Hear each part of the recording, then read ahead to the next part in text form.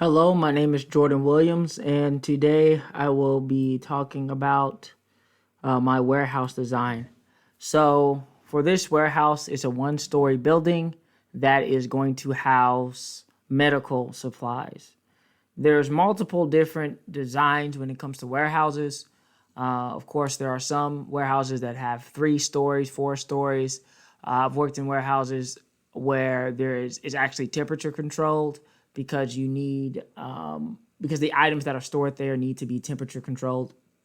But for this warehouse, it's just going to be a one-story building, and it's just going to be housing medical supplies, so it doesn't have to be temperature controlled.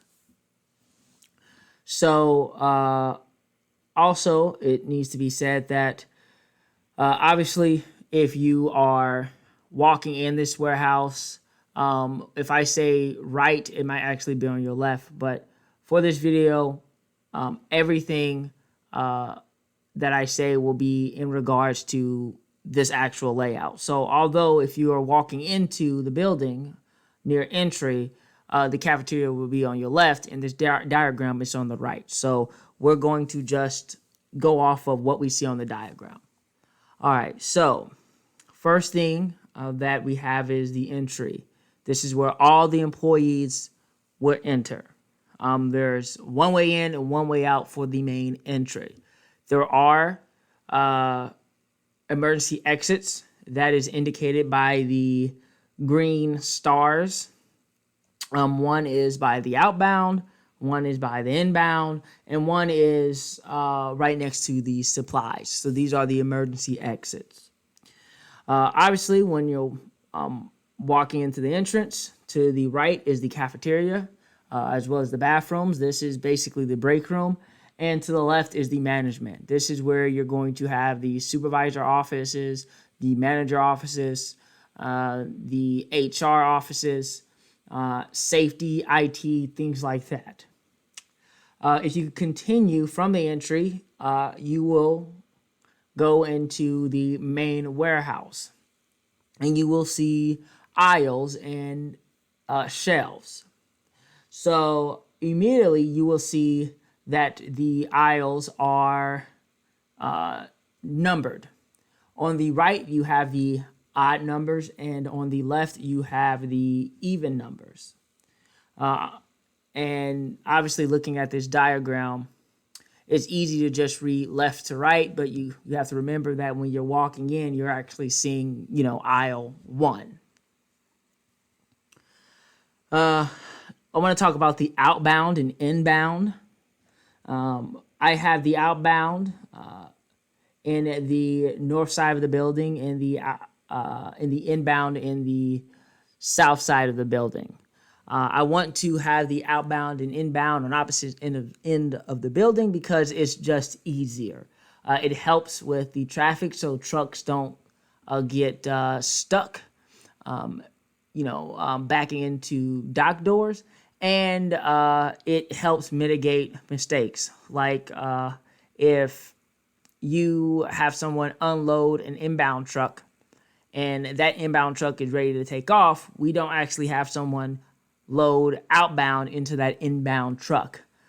So it mitigates issues.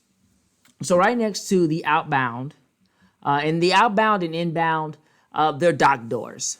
They're not just like one, separate, area. They're dock doors. So right next to the outbound, we have packing. And this is an area where workers will pack the items, put the labels on the items, and send it to outbound. Right next to inbound, we have forklifts. This warehouse doesn't mainly use forklifts, but for items that are heavy, we have them. And next to the forklifts would be the robots, which I'm going to be using chucks, which are robots that GXO uses in their facilities. It actually helps tremendously with picking.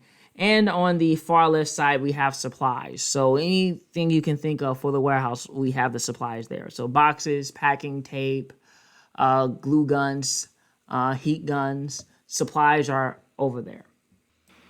So let's talk about an item's journey through our warehouse. So first off, an item will show up into our warehouse in the inbound dock. Workers will unload the truck. They'll put the items onto carts. They'll scan the carts, and then they'll take the cart to various locations in the warehouse and scan the items on the carts into those locations. For items that are very large, we'll use forklifts to take the items to their designated area. Now, this warehouse will not be really shipping out any large items over 50 pounds. So most of the large items that we get from inbound will most likely be supplies. So pallets of cardboard boxes, pallets of tape, and occasionally a pallet of just the heavy medical equipment. So after the worker scans the medical items into their slots, the item will stay until it's ready to be picked. So when the item is ready to be picked, let's say this is IV bags. When these IV bags are ready to be picked, an order will go to the robot station, and the order will be uploaded onto the robot's software. An individual will then follow the robot to the designated area that the robot is told that the item is located. The shelves in the aisles are basically 5 slots.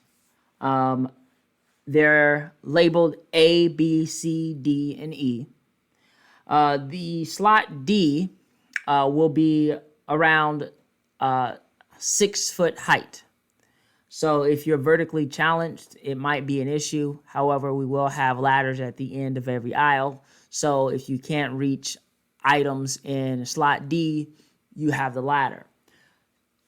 Slot E will be for the larger items. So items that you need a forklift to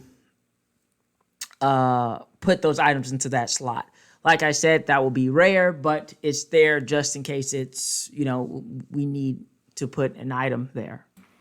So this is how the aisles will look like. Obviously, the shelves will be straight, but they're going to be labeled, like I said, A, B, C, D, and E, but also 1, 2, and 3. At each slot, there will be a barcode as well as numbers indicating that slot's location. So in this example, if you're picking something from, aisle 1 and you're picking in the A slot, you will see a barcode like this. W just stands for walkway. I wouldn't make it an A, but I don't want to confuse workers by having, the start of every barcode be A. So W stands for walkway. 001 indicates the aisle. So this is in aisle 1. A indicates the slot, and 01 indicates the number. As we said before, there is more than one A slot in an aisle. It goes from 1, 2, 3, 4, 5, all the way to 10. So this barcode says that it is in the first aisle, it is in slot A, and it is the first slot A. So now what the worker will do is they'll take the item and they will put it on the robot. To make sure that we have accuracy, the worker will scan the item. The worker will scan the item on the robot.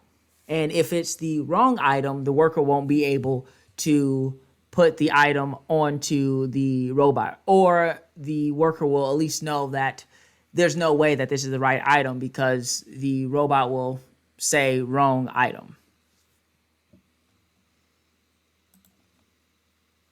After the item is picked, it is then sent to the packing station where an individual will pack the item and send it on its way to Outbound. And Outbound will then load that item onto the truck. And after the truck is full, the truck will take those items to their next location.